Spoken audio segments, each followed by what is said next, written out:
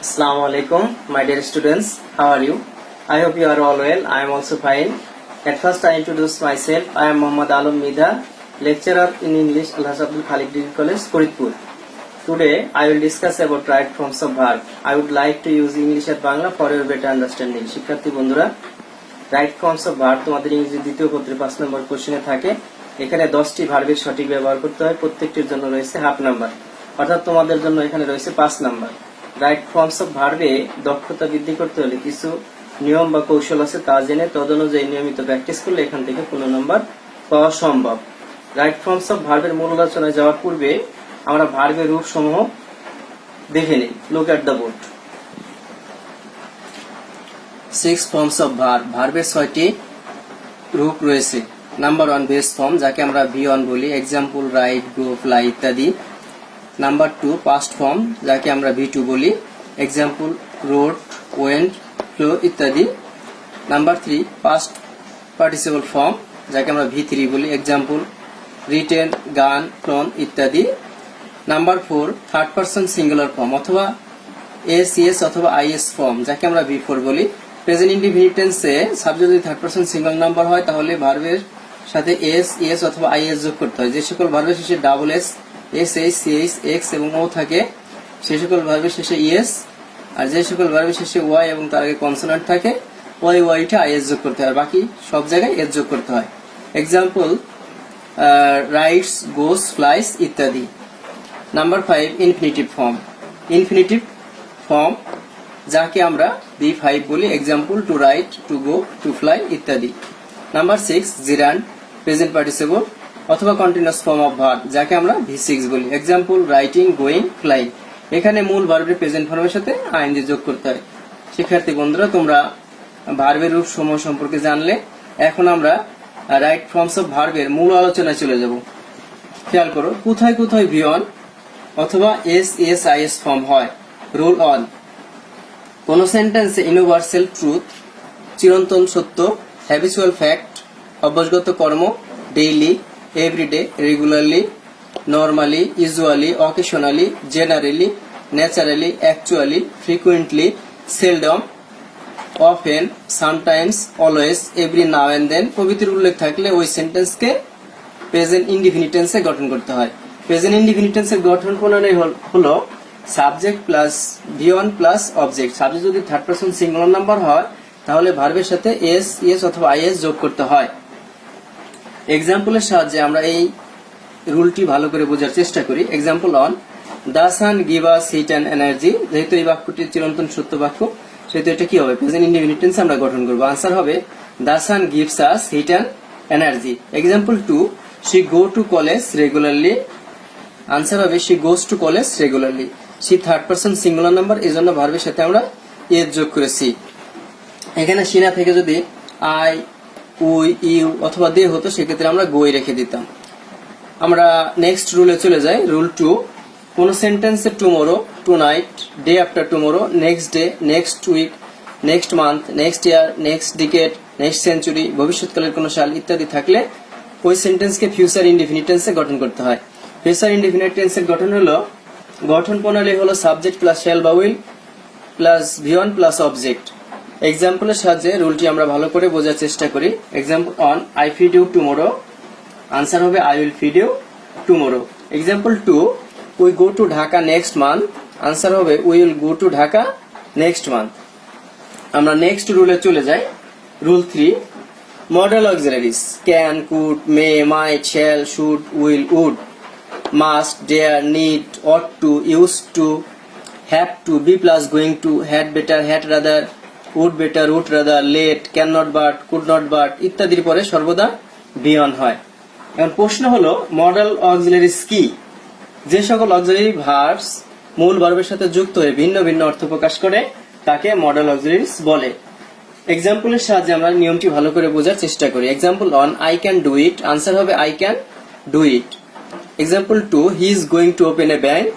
Answer হবে he is going to open a bank. এখানে একটি নোট আছে, খেয়াল করো শিক্ষার্থী বন্ধুরা, মডেল অক্সিলারি এরপরে যদি বি অথবা হ্যাভ থাকে তাহলে ভার্বের V3 হয়। অর্থাৎ মডেল অক্সিলারি পরে যদি বি অথবা হ্যাভ থাকে তাহলে ভার্বের পাস্ট পার্টিসিপল ফর্ম হয়, অর্থাৎ V3 হয়। Example, the problem can be solve, answer হবে the problem can be solved. আমরা নেক্সট রুলে চলে যাই, রুল 4। ডু ভার্বের পরে সর্বদা V1 হয়, অর্থাৎ ডু ডাজ ডিড এর পরে সর্বদা V1 হয়। Example, I did not do the work, answer হবে I did not do the work. Next রুলে চলে যায়, রুল 5। ইনফিনিটিভ এর পরে, ইনফিনিটিভ টু এর পরে সর্বদা V1 হয়। ইনফিনিটিভ কি? সাধারণত আমরা ইনফিনিটিভ বলতে বুঝি টু সহ ভার্বের প্রেজেন্ট ফর্ম। ইনফিনিটিভ একটি নন ফাইনাইট ভার্ব, যে কারণে টেন্সের সাথে এর কোনো সম্পর্ক নেই। বাংলা বাক্যে কোনো কিছু করতে হলে করার এরূপ অর্থ প্রকাশ করে, অর্থাৎ যেখানে সেন্টেন্সের মধ্যে উদ্দেশ্য বোঝায় সেখানে আমরা ইনফিনিটিভ টু ব্যবহার করে থাকি। এক্সাম্পলের সাহায্যে রুলটি আমরা ভালো করে বোঝার চেষ্টা করি। I want to become a teacher, answer হবে I want to become a teacher. Example 2, we wanted to go there, answer হবে we wanted to go there. কোথায় কোথায় V2 হয়? রুল 6। কোন সেন্টেন্সে অতীত নির্দেশক শব্দ যেমন once upon a time, ago, long since, yesterday, last night, last week, last month, last year, last decade, last century, in those days, in ancient time, অতীতকালের কোন সাল ইত্যাদি থাকলে ওই সেন্টেন্সকে পাস্ট ইনডিফিনিট টেন্সে গঠন করতে হয়। পাস্ট ইনডিফিনিট টেন্সে গঠন প্রণালী হলো subject plus V2 plus object. এক্সাম্পলের সাহায্যে আমরা রুলটি ভালো করে বোঝার চেষ্টা করি।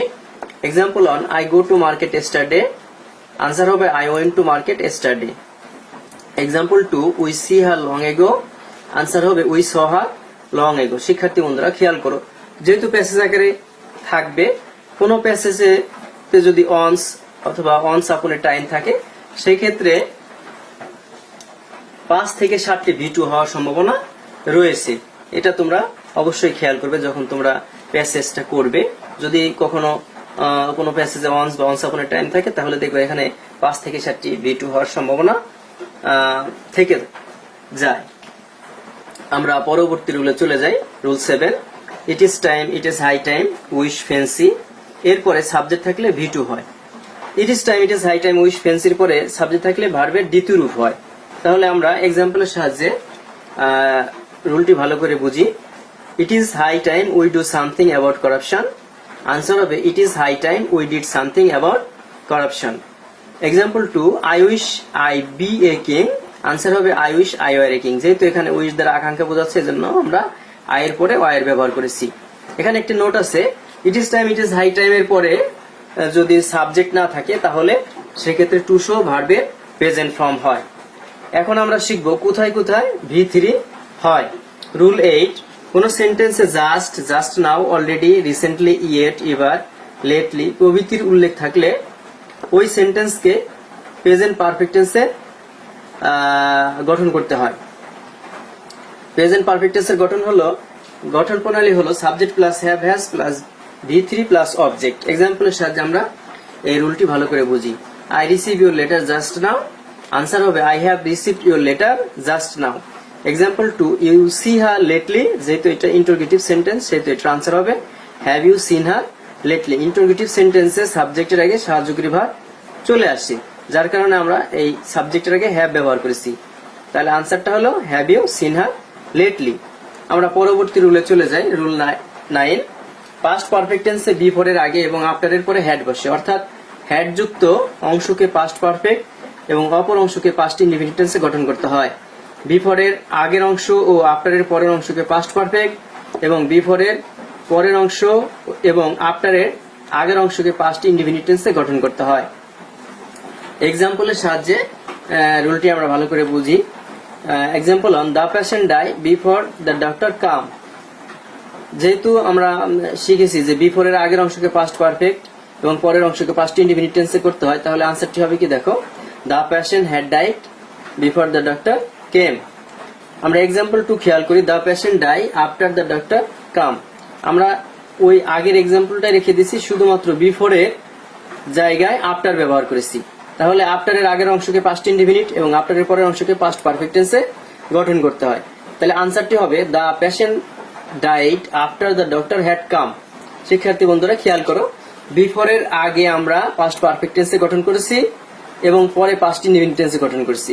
আবার আফটার এর আগে পাস্ট ইনডিফিনিট টেন্সে গঠন করেছি এবং আফটার এর পরে পাস্ট পারফেক্ট টেন্সে গঠন করেছি। এখানে একটি নোট রয়েছে, no sooner dot dot than, hardly dot dot when oblique before, scarcely dot dot when যুক্ত সেন্টেন্সের প্রথম ক্লোজটি পাস্ট পারফেক্ট এবং দ্বিতীয় ক্লোজটি পাস্ট ইনডিফিনিট টেন্স হয়। No sooner had, hardly had, scarcely had এমন অর্থ প্রকাশ করে এটি হতে না হতেই ডট ডট তারপর, অর্থাৎ একটি কাজ হতে না হতে আরেকটি কাজ, একটি ঘটনা ঘটতে না ঘটতে আরেকটি ঘটনা, অর্থাৎ যাইতে না যাইতে, খাইতে না খাইতে, ঘুমাইতে না ঘুমাইতে, পড়তে না পড়তে এরূপ অর্থ প্রকাশ করতে আমরা ইহা ব্যবহার করে থাকি। Example, no sooner we reach the station than the train leave. Answer হবে no sooner had we reach the station than the train left. আমরা পরের রুলে চলে যাই, রুল 10। কোন সেন্টেন্সে বাই প্লাস সময় থাকলে ওই সেন্টেন্সকে ফিউচার পারফেক্ট টেন্সে গঠন করতে হয়। কোন সেন্টেন্সে যদি বাই প্লাস সময়, যেমন by Sunday, Monday, by Friday, by June, by December এমন যদি থাকে তাহলে আমরা ওই সেন্টেন্সকে ফিউচার পারফেক্ট টেন্সে গঠন করব। Example, I finish the work by June. Answer হবে I shall have finished the work by June. শিক্ষার্থী বন্ধুরা, আমরা পরের রুলে চলে যাই। প্যাসিভ ভয়েসে সর্বদা V3 হয়। মডেল অক্সিলারি প্লাস বি অথবা হ্যাভ থাকলে পরের ভার্বের V3 হয়। টু বি, হ্যাভিং, গেট, ওয়ান্টের পরে V3 হয়। অর্থাৎ প্যাসিভ ভয়েসে modal auxiliary plus be oblique have, to be, having, get, ওয়ান্টের পরে V3 হয়। এক্সাম্পলের সাহায্যে আমরা এই রুলটি ভালো করে বোঝার চেষ্টা করি। Example 1, English speak all over the world. Answer হবে English is spoken all over the world. Example 2, nothing is to be do. Answer হবে nothing is to be done. শিক্ষার্থী বন্ধুরা, আজকে আমরা যা যা শিখলাম, প্রথমে আমরা ভার্বের বিভিন্ন রূপ সমূহ সম্পর্কে জেনেছি। এরপরে কোথায় কোথায় V1 হয়, V2 হয় এবং V3 হয় তা শিখেছি। তোমরা বাসায় এই রুলস গুলো প্র্যাকটিস করতে থাকো। কোনো রুল বুঝতে যদি সমস্যা হয় তাহলে তোমরা আমার সাথে যোগাযোগ করো, আমি তোমাদের ইনশাল্লাহ সমাধান দেব। আজ আর নয়, আগামী ক্লাসে তোমাদের সাথে আমার আবার দেখা হবে। সে পর্যন্ত সবাই সুস্থ থাকো, ভালো থাকো, সবার সুস্বাস্থ্য এবং দীর্ঘায়ু কামনা করে এখানে শেষ করছি। আল্লাহ।